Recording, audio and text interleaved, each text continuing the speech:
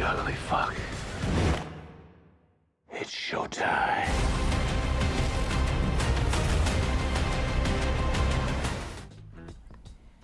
It has been a long time since I've seen a sequel completely demolish the movie that came before it. Like, in every regard, this movie was better. In such a way, I was sitting there surprised, like, oh wow, they actually know what they're doing, and they're nailing it, and they're doing stuff that's surprising me, which was very, unexpected, because the first one, I still like the first Mortal Kombat reboot movie. I think there was a lot of good things in there. I think the Sub-Zero was great. Cole, I was okay with. In hindsight, I do wish that the game side of Mortal Kombat tried to actually make him something by either putting him in a game or making him a cameo, but that didn't happen. I thought, like, some of the visuals were pretty good. I loved Kano. I liked a good portion of the actors. I wasn't too keen on Raiden in the first one, but this one, he's so much better. In fact, almost everyone has a good time to shine as just who they are, because the only origin and version of a character that has to get used to this world is just Johnny Cage, which honestly, I get why they didn't want to do this for the reboot, because this was treading on ground of the first Mortal Kombat movie, but I think now we can firmly solidify that plot and that formula for Mortal Kombat works. Have literally everybody else in the universe know what's going on except Johnny Cage, and then have him rise to the occasion. It works, it's good, almost every single time, and it was great here too. I made a list of all the different stuff on the car ride back.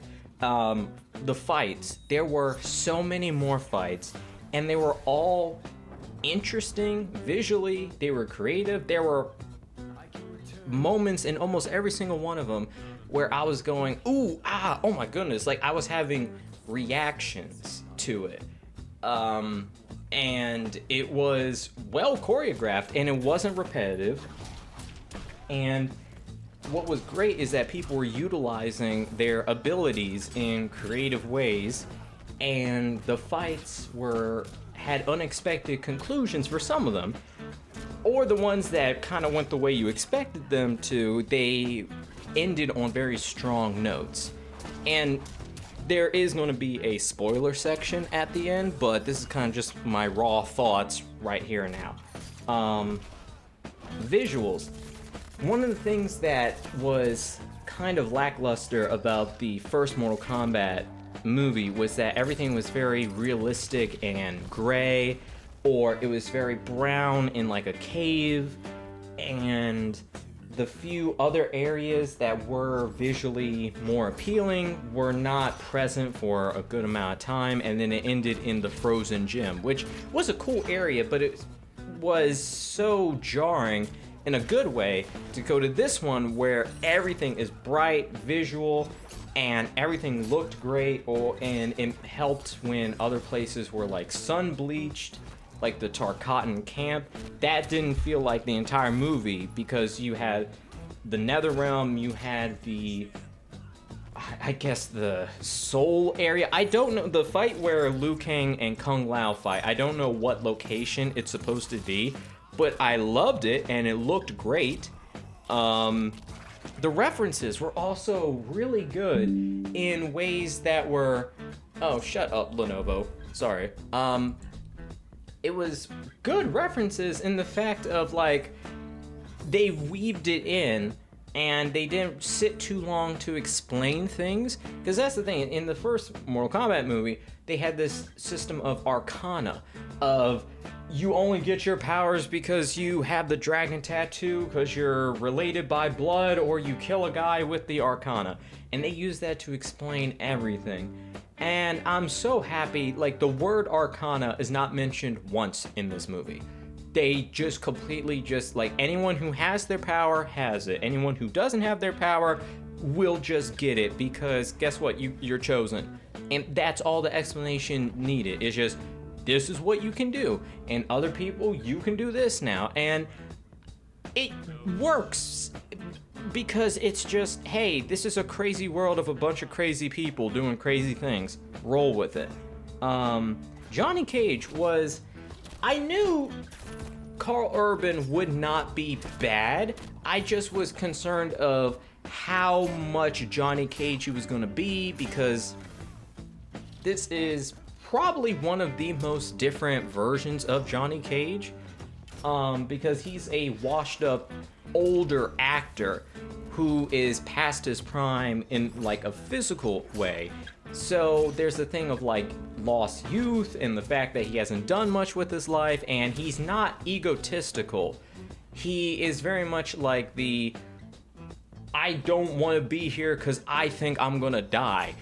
And it was really good. And also just combat wise, his different fights throughout the movie were really well executed, and looking back, I don't know why I was so concerned because he nailed it, and there were stunts and moves that were done that looked amazing and fluid, and it was entertaining to watch. He was a great Johnny Cage, and I really like this version, like as an alternate version of a Johnny Cage that is unsure of himself, but he still has the skill to back it up.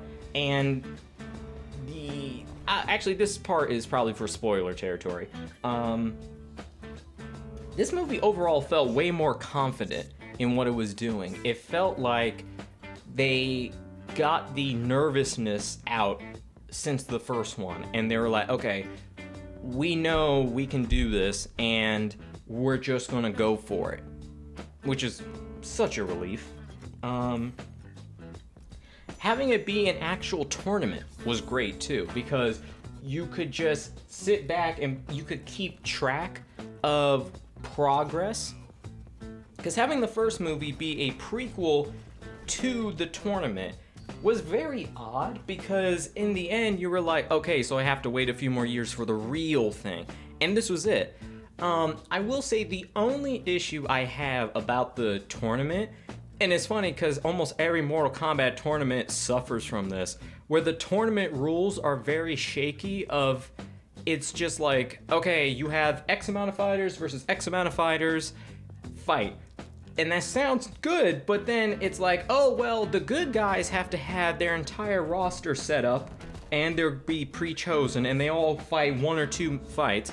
But then the bad guys have like 2 guys on their roster, and they kind of just reuse one person in particular. Granted, he wins a lot, but it's still like there wasn't an even villain roster to good guy roster for the tournament. So the tournament rules were kind of iffy and insane, and it was also like the Mortal Kombat the Mortal Kombat rule book is something that can never be written because the games break them, the movies break them, and there's no real through line of how this could competitively work. But that's a gimmick of the series, and it was kind of fun. Like, I was having a laugh. The other people I went with didn't really notice it, but I did, and it's just like, oh, there goes that goofy tournament not behaving professionally. Cole. Well, we all... okay, this isn't spoiler territory. Well, this is spoiler. Cole is not the main focus, to say the least. And it is a shame because, I'll be honest, his power was cool. Like, yeah, it was plot armor, but he also had cool little sticks and stuff, and he had energy blasts. He was essentially a Mortal Kombat character, and I think if they just capitalized or they bit the bullet and put him in a game, people would have been okay, but they didn't. And I don't know, I hope if there was any way to bring him, I don't know, how could you even bring him back as someone else? I mean, I guess you could, but oh, oops. Yeah, I'll cut this. Yeah, all in all, like, Cole was here, but he wasn't the main focus because Johnny Cage took that role. It sucks that we had to spend the first movie with him. It was also very heartfelt, which is always a surprising note because Mortal Kombat can, at its worst, be a fighting gore fest of spectacle. But when the franchise really hits those heartfelt notes, it really soars to good heights. There were several moments that actually made me go like, oh, I'm feeling something. Oh, wow, I wish that didn't happen. Or, oh, I'm really feeling something here. In fact, it happened like a good number of times. Also, bold choices. This movie was very bold in ways I cannot say until I get to the spoiler segment. Very bold in a good way. Which was, because the first one wasn't that bold, and I get it because it was the introduction, and it was the recruitment movie, and the only bold things that they could get away with in that first one was just some of the violence. This one has plenty of violence. It is a very bloody movie, and there were a lot of moments where it was like, oh wow, okay, that person's dead. Oh shit, we're still going. Oh my god. So yeah, as someone who is a seasoned, I have looked at like every Mortal Kombat game, frame by frame, pixel by pixel, blood by blood. I was still surprised by the violence in a good way. It wasn't gratuitous, but it was like, oh shit, if you step on that thing, you're gonna get fucked up. Oh, and you got fucked up. It was one of those kind of things of, it wasn't Final Destination, but it was still like, this is very bloody, and like, oh my god. There were a lot of oh my god moments. One weird thing, I swear, there was a baby in the theater.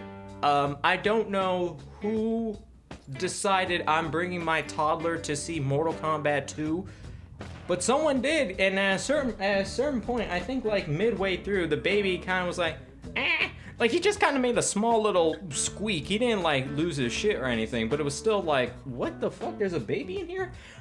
Anyway,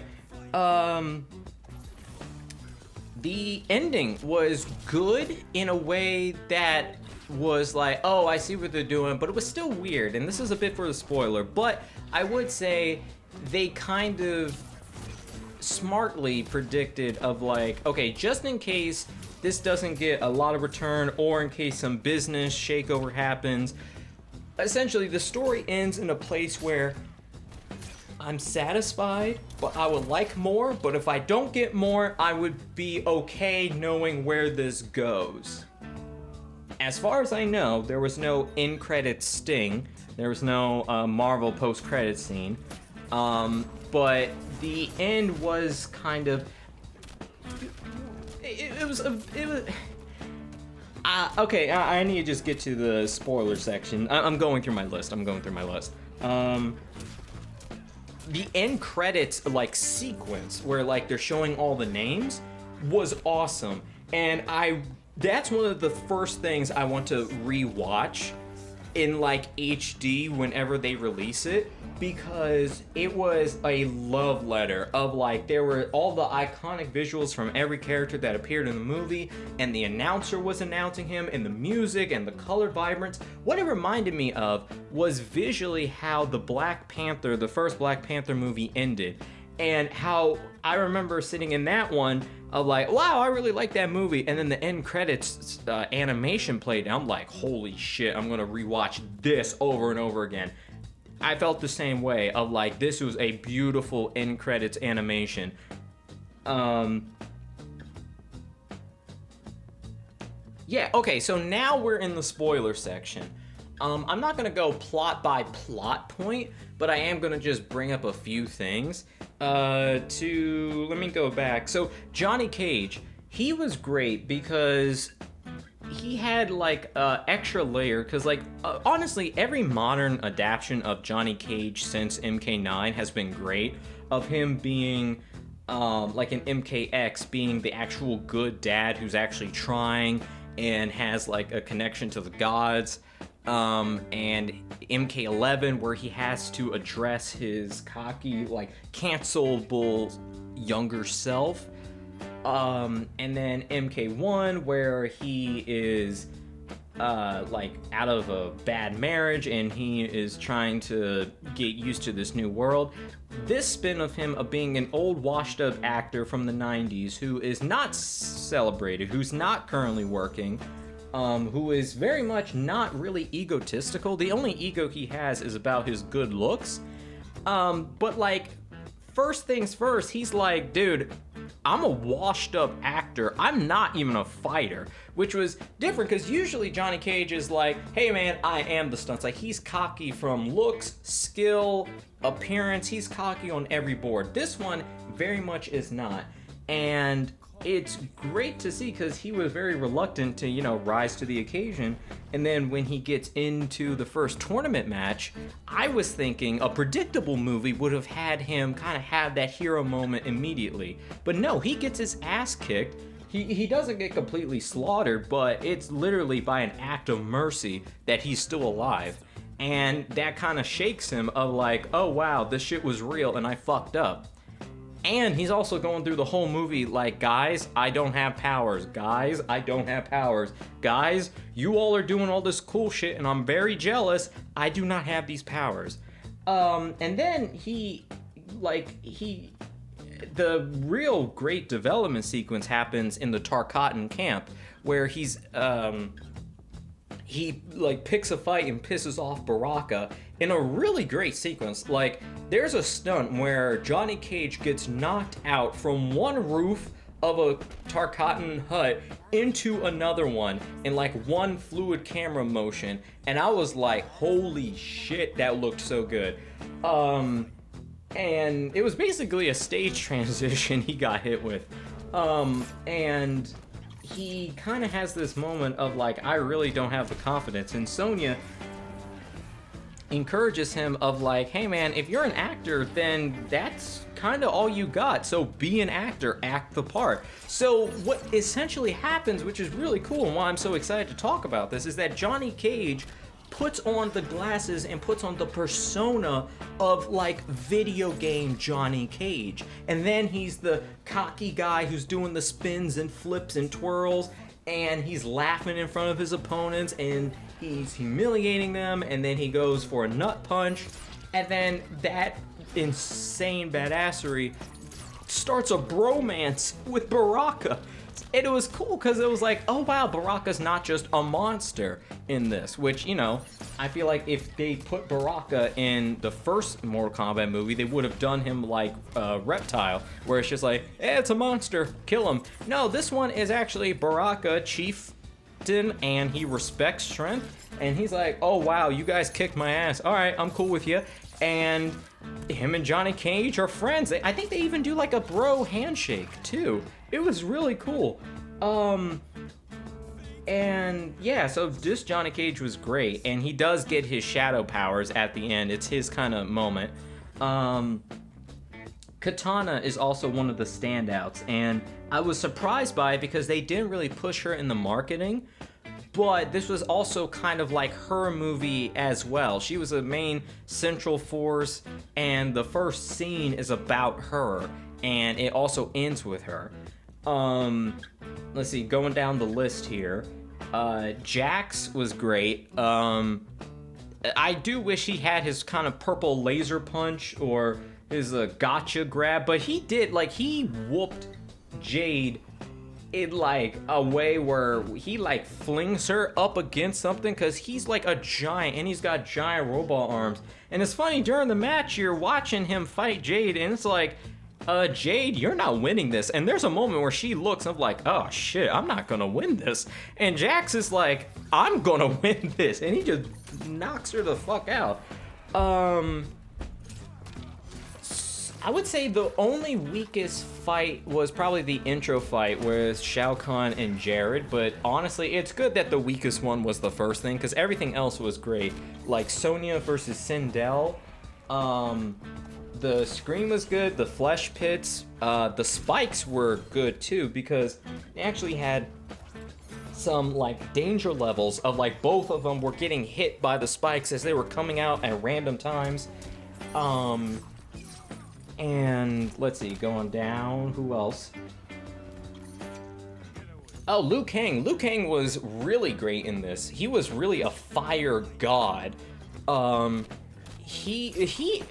the scene with him versus Kung Lao in the Magic Realm where they just fight was so great because they just focus on it for like 10 minutes and they're throwing things at each other and he's trying to talk them down, but then it gets to a point where they're just like hitting, and Kung Lao's hat was like a velociraptor. Like that thing was patrolling around and it was zooming through, and it was like, okay, where's the hat? Where's the hat? It was like a constant threat of where's the fucking hat? Where's the fucking hat?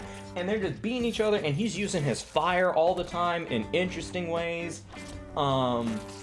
And the way he like wins that match against Kung Lao was so like, it was gruesome, but then it was so sad. And that's the thing, that was like one of the saddest scenes, because like he watches him die and he's like, I'm so sorry, bro, like I gotta put you down. Let's see, next up, okay, Cole Young.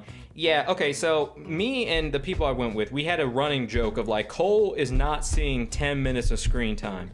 And to the director's credit, they kind of were giving him the death red flags, but they didn't blast him all at once. It was very much, he's a little bit here, he's talking about his wife and kid, he's kind of talking with Johnny a little bit, and then it's like, okay, we got a tournament round, and I was thinking, okay, he's gonna be the round 1 death, and he wasn't. He was the round 2 death. And I was like, okay, who's he gonna fight? And I swear to God, when Shao Kahn walked into the arena to fight Cole Young, I just kind of was like, all right, start writing the eulogy. It was like, why would you do this? Like, it felt so cruel to be like, listen, I know he wasn't the favorite. I know he got a lot of criticism, but you really had to put his first match against Shao Kahn? And to his credit, he did do good. In fact, if they didn't fucking annihilate his ass, I would have said put him in a game, because he had some cool moves. He was doing way more cool stuff with his powers. He was doing like laser stuff, and he was fire, and he was charging up, and he was actually kicking Shao Kahn's ass a little bit. But Shao Kahn was fucking a demon. Like, and it was nice because he wasn't reserved as just the final boss. He was there all the time, picking fights with everybody. I think he fought almost everyone, and he was mopping them to the point where there's like a MacGuffin of like, oh, he's like unkillable because he's got regeneration powers. But even before he gets that regeneration, he gets stabbed a shit ton, and he kind of just shrugs it off. And then even after he loses it, he kind of still shrugs some stuff off. And it's like, this dude's the scariest fucking guy. And yeah, also Kano comes back in a way that was really hilarious, because it's like, oh shit, we didn't even need to resuscitate you. And he's like, well, fuck you. Like, what do you mean you didn't need to bring me back? And he's just walking around, fucking around, and he is great. And he actually contributes, and he does a lot more. He's a better fighter. He's still like technically the worst, but he was still pretty good. Scorpion was an interesting inclusion in a way of like, you gotta have Scorpion, but he was still like an interesting addition, and I loved his actual suit up sequence of him actually joining the fight. I thought that was good, but I do think in them killing off and trying to disregard Cole so badly that they did miss a heartfelt opportunity of being like, hey, Scorpion, so you know your ancestor that you came to the rescue of to save him and his wife and kid in the previous movie? Well, guess what? He got fucking bodied by Shao Kahn. Can you help us out? They didn't do that, and I feel like that's the only part that's like, that's a glaring opportunity missed. I mean, again, they could do it again in a future movie or something, or they could touch on it, or it could be a deleted scene, I don't know, but it did feel like, wow, we're not mentioning Cole? Like, damn, y'all really hated that motherfucker that much? And Noob Saibot was essentially just hyping aura, but in very cool dynamic ways of he's fighting like 3 people at a time in 2 different areas in hell in a way that's always like, oh shit, he's over here, and oh, she's over there, and it was over there. So that was really cool to watch. And there was introduction of like other greater lore implications of like their Shinnok's amulet, the elder gods that are absent. Quan Chi is there, and he's not just a cameo. In fact, there really isn't cameo characters. Everyone serves some sort of a role. But Quan Chi doesn't really do anything. He's just kind of there. And Shang Tsung is kind of just also there. He fights a little bit, but he doesn't really do much. So that's where we get to the ending, because the ending ends up with a lot of characters dead. So by the time the movie rolls credits, Cole Young is dead.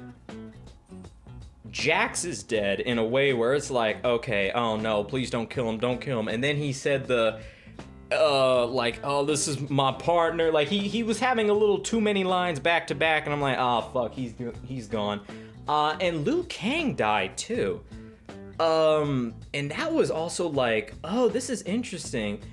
And then Shao Kahn died as well. I was really thinking like Shao Kahn was gonna win, and we were almost gonna get thrown into like an Earthrealm invasion, but we didn't. The way the movie ends is that like the good guys win.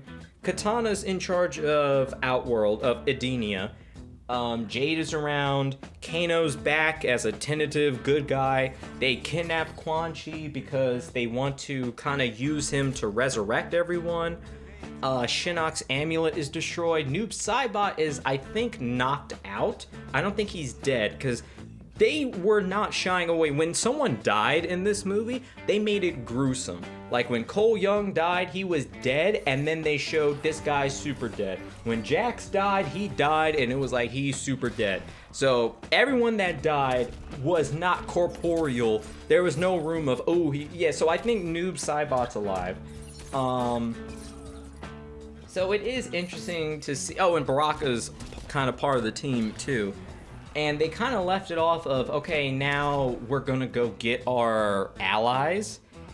And I don't know, it was a weird kind of like the good guys won definitively. They took some losses, but they won, which is odd from like a Mortal Kombat story mode, because like, you know, MK9 ended of like, we won, but like almost everyone's dead. MKX was like, we won, but Raiden's nuts and Liu Kang's evil. And then MK11 was, we won, but the universe got reset. And MK1 was, we won, but now we got all this timeline bullshit, and all these different characters are growing into their evil versions that we gotta watch out for.